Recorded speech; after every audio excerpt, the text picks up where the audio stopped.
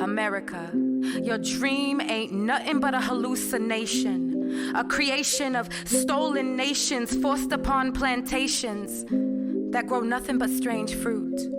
You appropriate my culture cause for you, it's a hot commodity. You sitting big on lotteries and feed my people crumbs of poverty. Democracy. So I start to question the succession of these intersections of oppression you systemically created to keep me sedated. But I'm awake, and I got all the tools to deprogram all the bleached out history you taught me in your schools. Mama didn't raise us to chase gold from fools. You won't occupy my rules. You give me glasses colored by roses and forget that they grew from the cracks of my concrete. I could see the bodies laid out on the streets, killed by bullets, triggered by white sheets. Fuck the police. You claim to save lives, but you criminalize and terrorize, ripping tears from black and brown eyes. Dear mama, don't cry. We're just part of an experiment called genocide, and murder was the case they was assigned. America, you're selling dreams through rubber pipes, stolen lies woven within cloths of stars and stripes, built on lands of diverted rights. And you wanna celebrate a day 1492 ain't got shit to do with you. Cause you see, ain't nothing really G about OPP. Yet you still continue this legacy of supremacy designed especially to keep me enslaved within your destiny and pressure me to believe my mind is playing tricks on me by sneaking slavery laws within government walls, inside school halls, between ghetto stars and pulled over cars. Willie Lynch ain't have to rewrite his letters at all, cause we still hanging leaves in the fall. Painted Jim Crow orange and forced them behind bars, and then gave them flashlights and told them to reach for the stars, as if you give opportunities to niggas with institutional scars. Then you try to shatter Black Lives Matter, serve it up on white platters, and flatter the fact that we all rhyme. Problem is I'm not colorblind, and my black flesh ain't designed to be disguised by white lies. America, you expect me to keep quiet, sit back and watch my people bleed in silence while you continue to perpetuate this violence. Well, you see, I ain't no sucker MC, and it's about that time for me to start a riot. Cause I'm tired. I'm tired of how, when my hands are up, you shoot me. My hoodie is on, you kill me. I can't breathe, you smother me. I'm pulled over, you lynch me. I'm cuffed face against the ground, you murder me. Inside Walmart, you execute me. Carry your toy gun, you ignite me. On a subway led, released in me. In front my house, you bleed me. Cause my skin is black, you target me. Stop targeting me, you cowards. See, it's about that time for me to fight the power. Cause when the revolution comes, I'll be screaming no justice, no peace, while you're taking your Sunday shower.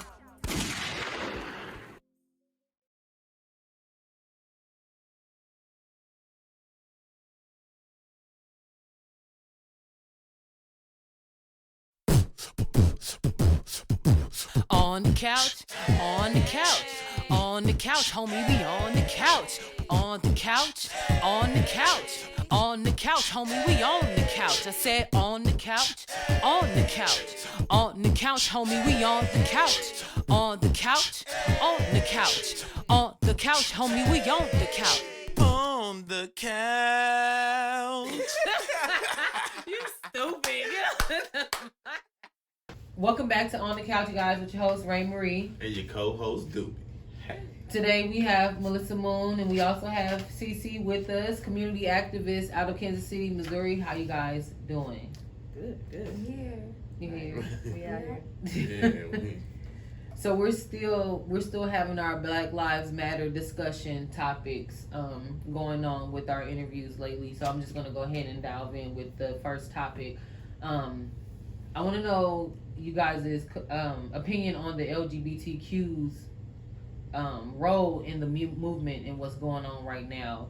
I feel like it's not a lot being shined on that. It's not a lot being done with like the transgender people that have been murdered and stuff by the police as well. So like, how important do you feel like it is for their role in what's going on? Why everybody looking at me? I mean, most definitely, like, if we break down systemic oppression and racism and all of that, you see that there's a disconnect between the LGBTQ community and being Black. So, like, I feel like sometimes I have to choose my gender identity and sexuality versus my race, because spaces that are Black aren't always inclusive to LGBTQ folks. And then spaces that are LGBTQ don't oftentimes lift Black voices. And so, honestly, like, being Black and being queer, there's not a lot of spaces. As far as the Black Lives Matter movement, if you look at the movement and look at who's on the ground, it's predominantly Black queer women. And so we're often the leaders of the movements. I mean, even the leader of the LGBTQ movement, it was Black trans women and Black femme queer women. The movement for Black Lives Matter, Black queer women. And so we're always front and center. But when we ask for a space to be inclusive of all of our identities, we're often pushed away. So. Yes. Rest in peace, Tony McDade. That is a transgender man who was killed by the police 2 days after George Floyd.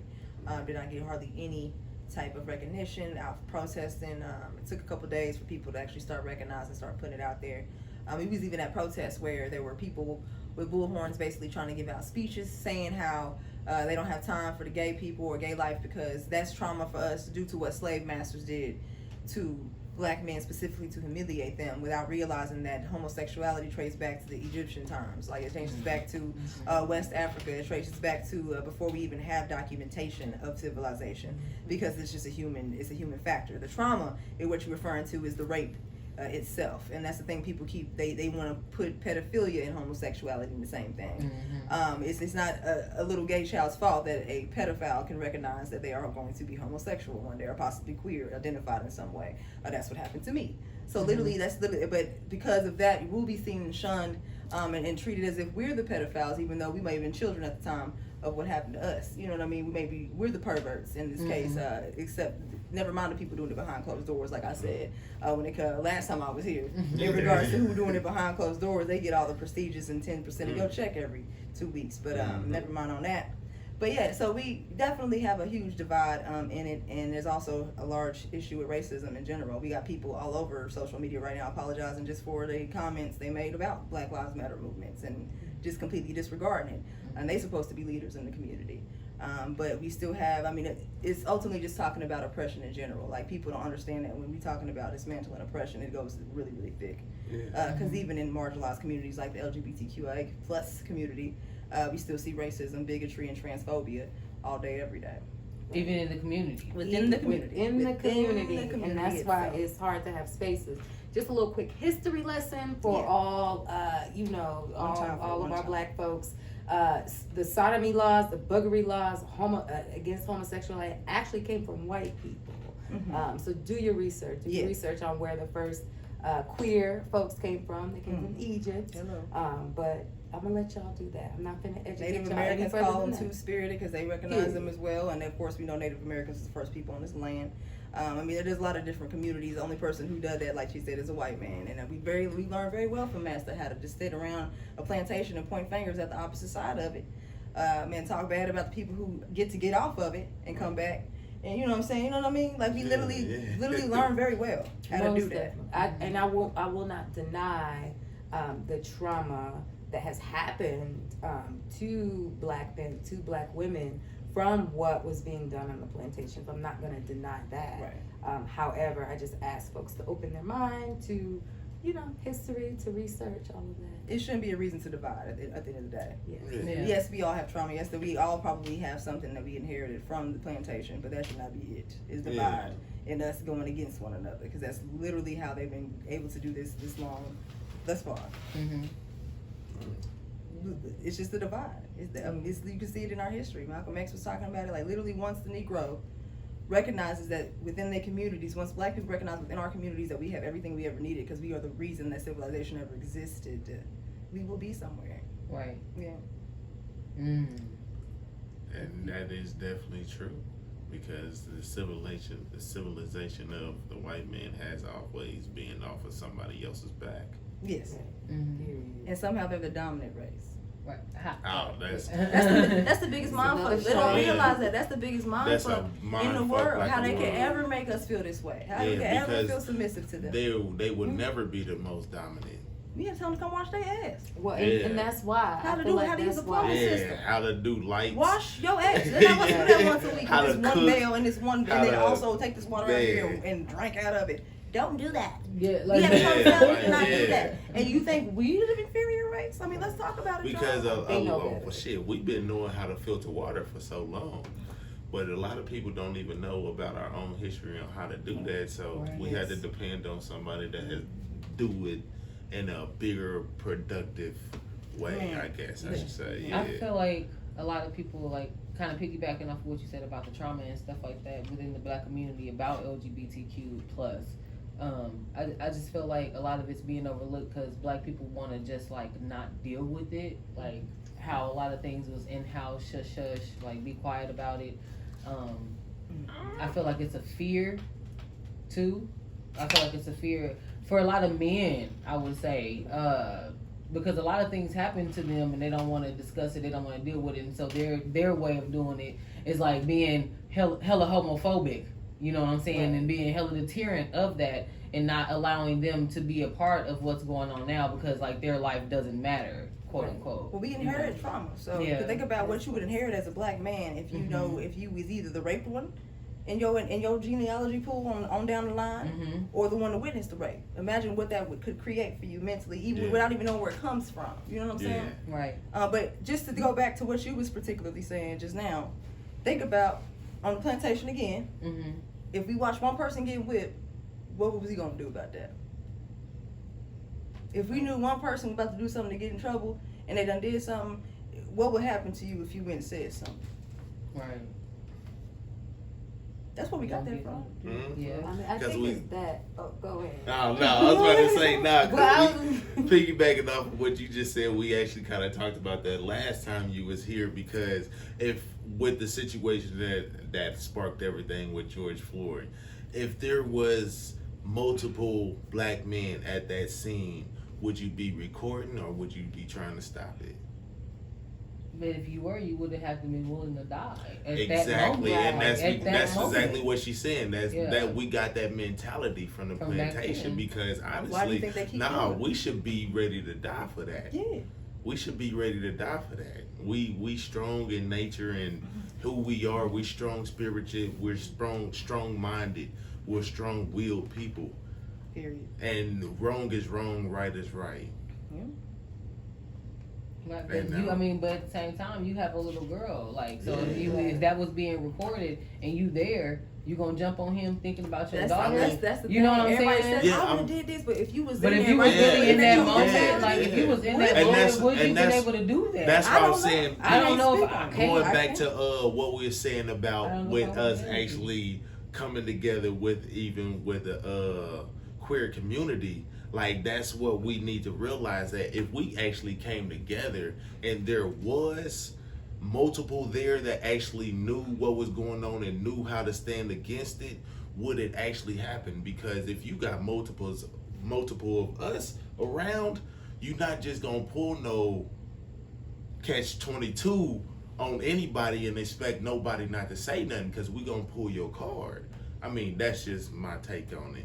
I know that but I'm just I mean, as a straight man's take on Let's say what you it. was I mean, yeah, and that's what I'm saying. Like, no, and that's what I'm speaking from, because like with the situation with us pulling together, certain things would be more or less happening if we actually stood together with inside ourselves. Because just within the situation of what happened, if it would be harder for anybody to take another life of ours if we were already strengthened within ourselves to know that, nah, bro, that's wrong, point blank, period. And we have to feel the will in ourselves to actually, want to stand against it or be willing to die for it. And I mean, I know that's that's a far-fetched thing that we actually are asking for anybody to do, because we all have our certain situations and our things that we come from and our things that we have to think about with those situations. But just knowing that together we stand, divided we fall, that's a mindset that we need to get back to, because on the plantation they divided us. So I want to go back to you, because I know that you wanted to say something, Moon. So I want to go ahead and get your view on the topic we were talking about earlier about the slavery and oppression and things like that.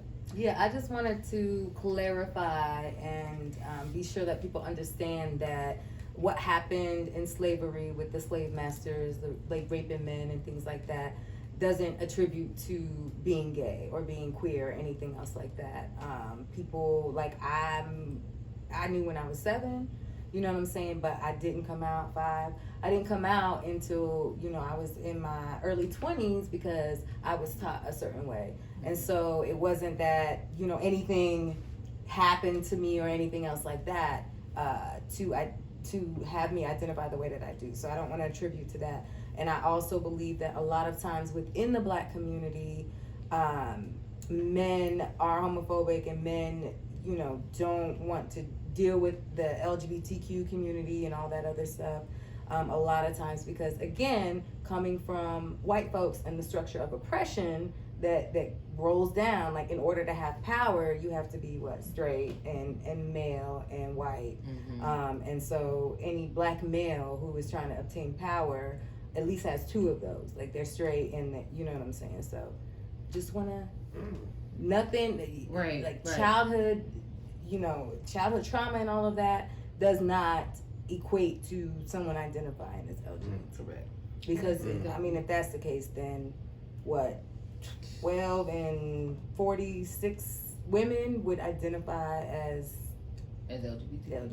Right, exactly. And Being gay is not a choice. It's a choice to act.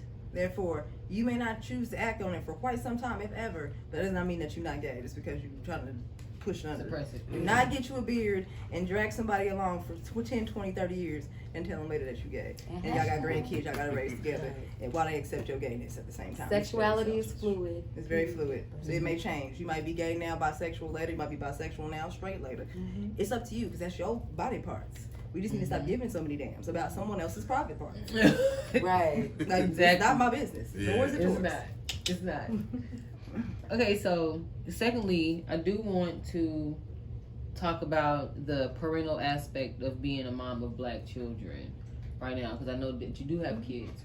And so how hard was it to have that conversation with your children? Or like, when you did, or if you did, like how hard was that conversation to have? So I started to have those conversations with my children at a very young age. I've always been an activist, and so I raised my children in a household where we were very open about what was going on. I didn't hide anything from my kids. We were open about everything. And so it is really disheartening. So I have, children who are in college, and my daughter graduated this year from college, and she also is going to walk with her high school class. She went to college 2 years early. But it's very disheartening to know that, like, this is what she's coming into, and this is like what adulthood is. And I'm just really disheartened by that. And I do believe that my children have the skills to navigate. Like, they have all been to the protests. They're not playing. Like, they understand oppression and the way that it plays out. And I honestly think that they are the revolution. Like, they're my legacy, and that's the biggest thing that I'm proud of out of anything that I've done in my life. Like, that is my legacy, and that is what my work is, right, regardless of anything. So it's definitely disheartening, though, like, for them to have to see it, because I remember having to see it. Like, I remember Rodney King and learning about Emmett Till, and you know what I'm saying, like, constantly seeing this happen. 2017, Antonio Papa, who is my cousin, was killed by the Leavenworth police. And so, like, they experienced it firsthand. And so having to, not necessarily having to explain to them, but just having to be like, okay, like, this is the world. Yeah. That hurts because I want it to be better. But Right, and your kids are older, or I would say Yes. grown they're per se. But I mean, you have a little baby, and like that conversation hasn't even been had with her. I wouldn't say little baby, but she's 7. You know, so And, like, I mean, I'm gonna keep it honest with you. It's gonna be hard for me to have that conversation with her because I know both sides of the game, and so like just to be able to have to tell her that you can be whatever you want to be, but that's the part that it's like, why should I even have to say that? yeah. But and so I mean, I feel you. I like and don't get me wrong. I did start with her young as well. Just dropping little Jews here and there. But my daughter is kind of raised differently than how I was. So I gotta also understand where her knowledge is with what's going on in the world. Because one thing I can say about my daughter, as of right now, she has been able to have the experience of being a kid. Right. And there is some kids nowadays that don't even know what that feels like. Right. So I mean, like, it's going as she grows. I want to talk to her about it and let her know, put her up on game, let her know what it is, just for her father to be black male, like so But That's a lot. I mean, especially now with kids in school. So my kids were young enough to where like social media wasn't a craze yet, and like my children had to be 18 before they even got Facebook. Because I'm not playing on that. See, and my daughter grew up to where when she stopped going to school because of COVID, they got iPads. Yeah, and they had they iPads, so they have access to shit that like they we In my room, they had it. didn't have access to. So like, regardless, the reason like I felt like you have to have these conversations because they gonna find out. Yeah, they gonna find it. how are you gonna feel when your kids come up to you and be like, well, why have it? I mean, what is So this? yeah. Like, And that's why I'd rather start just by dropping them Jews because if she run into something, she knows that. Oh, this is probably what Dad was talking about. Let me go talk to him real quick. Yep, that's what I want you to do. I want you to know there's an open line communication so I can give you a understanding of what's really going on in the world. Like, because they go tell you a whole bunch of nonsense when you go to school. And don't get me wrong, ain't nothing wrong with going to school. But know who you are. Right, As and well. I think that's Yeah, what my as kids well. are. Yeah. Is that, like, because they're all like super intelligent. They baby geniuses. They always have been. So they're trying to navigate. And my daughter who graduates, she'll be a junior in college. She's 18. And so she's still trying to navigate what she wants to do in the field that she wants to go into, and being a black woman, a young lady. And so understanding the way the systems are set up against her and having to navigate that, knowing that, you know what I'm saying? I'm glad she knows all of that, but that's still like, that's disheartening that she has to feel like she has to go 2 or 3 steps. Even with her more. knowing it, guess what? It's still gonna be some situation that they gonna have to deal with that I ain't had the experience for, because it might have been the same type of situation or premise, but it's not the same setup at all. Right. It's so different. And that's the hard part of being a parent is like you have to, you know what I'm saying? And if I'm blessed to be a parent again, like it's, of course, I've learned after, having kids, I was 19 by the time I had all 3 of them, blessed. And then I came out shortly after that, so that was fun. That was wonderful. So I had to teach my kids about that at a very young age. Like they barely was talking, but I have to let y'all know. But it's so different. Like I can teach them what I knew growing up, and I'm not even that far age from them, and it's still so different. Like, because you could teach them what you knew when you grew up, but you still have to relay it to a way that they can understand. Yeah, and it's hard because they're like evolution is real, so they're at a space that, you know what I'm saying, like they're talking about healing and they know what's going on, and shit, I'm older they than are them, definitely and I can say my daughter is definitely at a peak that I wasn't old Yeah. at my age, like Wait, you know. you like 18? like intellectual years. I Well, don't know. my daughter's vocabulary is out this world, and it's like Yes. you're 7. So What do you even know? Yeah. I kind of Right. want to ask you because I know that you weren't born here. Right. You know, you were born in Germany. I kind of want to know did you experience racism young? I know because we in America, like I was born in Detroit. You know, I grew up in Detroit till I was 10. Like you grew up in Kansas City. You know what I'm saying? You grew up where you grew up. I believe Kansas City. Columbia. Columbia. Oh, Columbia. Yeah. Like, you know, I mean, Confederate flag outside of the window and the cars that are driving down the street type of place, you know. So we experienced it on a different type of level. I don't know exactly how it is coming from another place. So when you were young, did you ever experience any racism that you could remember? So I don't remember experiencing racism until I moved here to Kansas, actually. Mm-hmm. So growing up, like my family in Germany are Polish Jewish. So they were like victims of the Holocaust, like my great grandmother and all of that. So they wouldn't talk about it because they were just like, we don't want to talk about that. So they grew up with like having to deal with oppression and all that other stuff. But in Germany, like it was way different because there was so many. We weren't even by like race, so I wasn't black in Germany. I was German American, like, or there was you're Ethiopian and you're Turkish and you're French and you're this. So it was by nationality as opposed to race. So my experiences in Germany there was no racism. Like there was, I don't remember being treated differently. I remember like the first time I rode the German bus system, I was fucking terrified because I was maybe like 10. And my mom had to work, so I had to go to the bus by myself. But there was like an older German man, like an older woman, like, you need help, I got you, like just, you know, whatever. So I didn't experience it. Wow.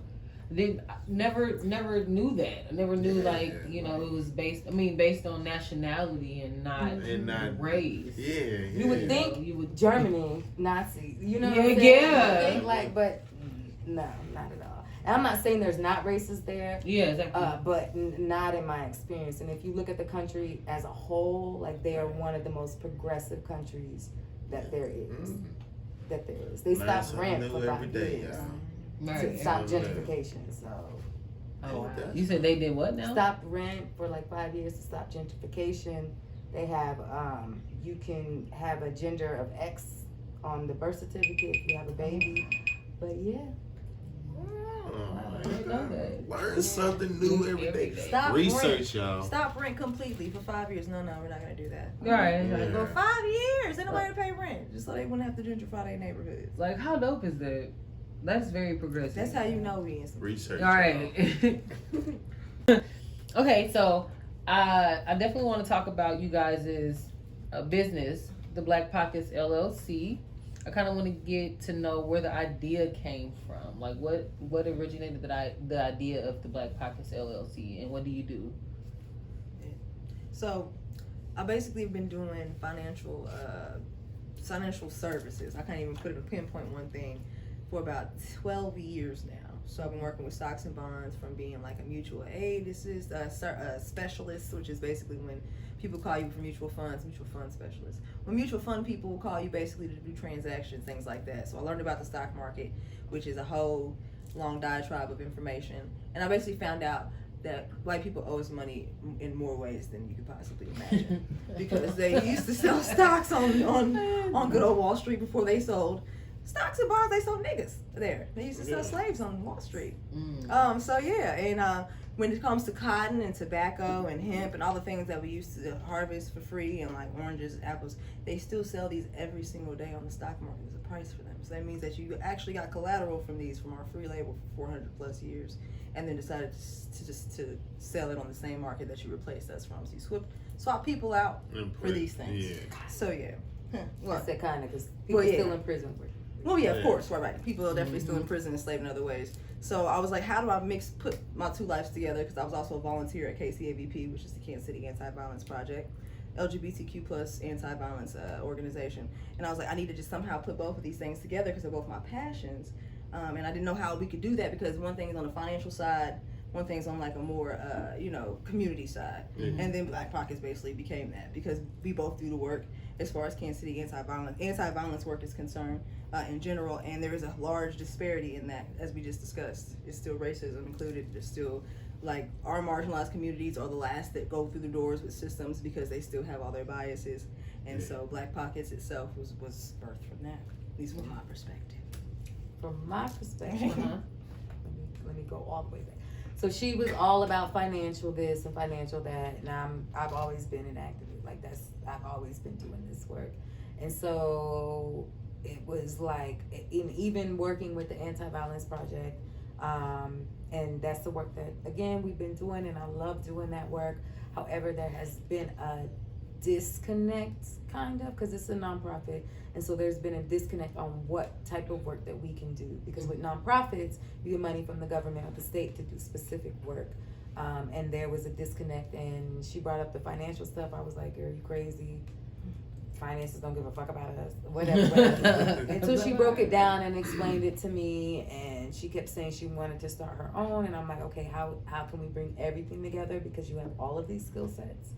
And she came up with a name one day, and I registered the business, and I was supposed to give it to her for Valentine's Day, but gave it to her days before because I didn't want to wait. And I'm like, here you go, we got a business now, let's keep it moving. This Valentine's Day. Mm-hmm. Mm-hmm. Right before everything, COVID popped off like Right. 2 weeks after that. That was what, 2 days before Valentine's? That was after. Mm-hmm. Yeah. Yeah, Literally, 'cause that was we, right after. yeah, we went on right after that, vacation the too. next Yeah, day. the very next day after Or that. Valentine's Day. Yes, So that's that right. was rough. Yeah. Yeah. Like literally all that was back to back, so I was just like stoic for about a week after that. Yeah. Well, Yeah, I'm still I know. Yeah. I've been Just- marinated just- for a couple of months. Mm-hmm.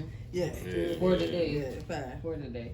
Man. Mm-hmm. But so, what are your future goals? What are you guys' future goals as far as the business goes? Like, because as far as the financial side, I know that, but you also have like the sea moss, and you have some natural things that you guys are selling, and so like I kind of want to know about that side a little bit too, because I have seen some things related to my illness. I have polycystic ovarian syndrome, but I've seen some naturalist things and teas and all kind of stuff, and yeah, like so like I'm interested to know that side. Like, how did you get into the herbal side of that? The pillars, basically. So we have pillars, three pillars of focus, basically, that we have, which is finance, food, and frequency. So it's going to be mind, body, soul, basically, because we know that all of these things interconnect in some. They all have like connections to one another, like right.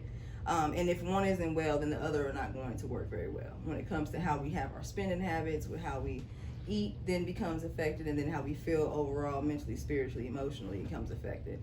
And a lot of times, and it's specifically it's financial and cultural literacy for queer, trans, Black, Indigenous people of color. And you can be and or.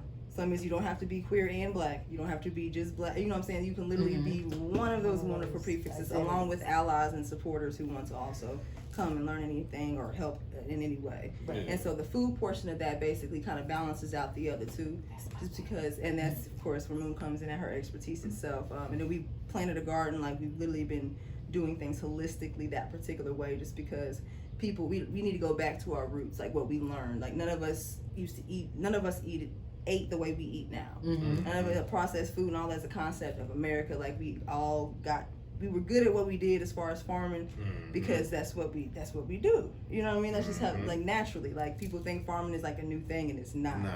It's something that we've always done inherently. So when it comes to the food portion, though, you can break that down probably a little better as far as like. I'm gonna break it down real quick. Right. So the reason we put all of them together. So one, like finance is her skill set. Food is mine. Like I've always been in the kitchen, cooking vegan meals, cooking meals that like soul food. You know what I'm saying? And not, how I grew up on that.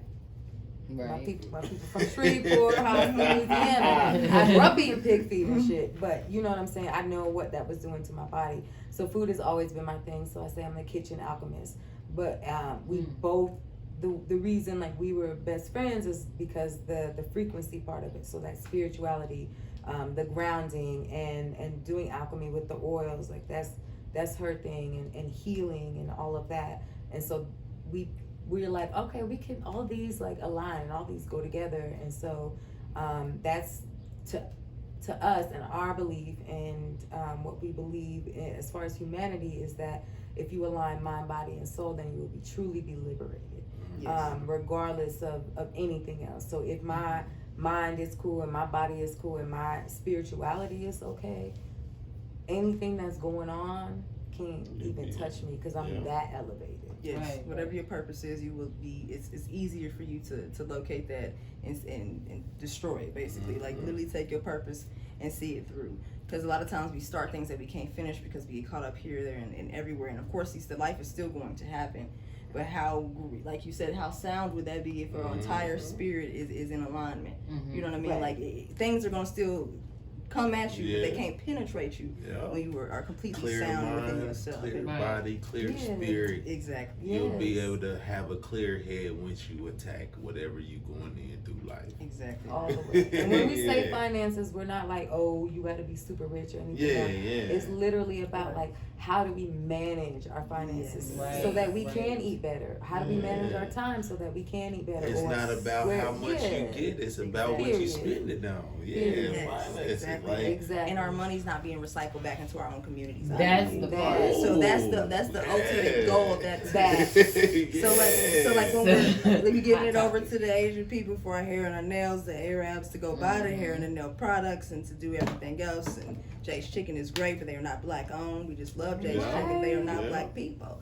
You know what I'm saying? So we giving all these hundreds of dollars to them, and they go back and give it to their family. They're giving it back to our families.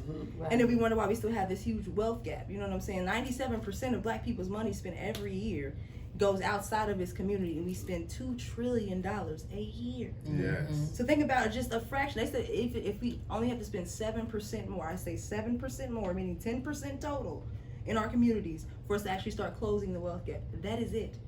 We only spend 3% of our money here.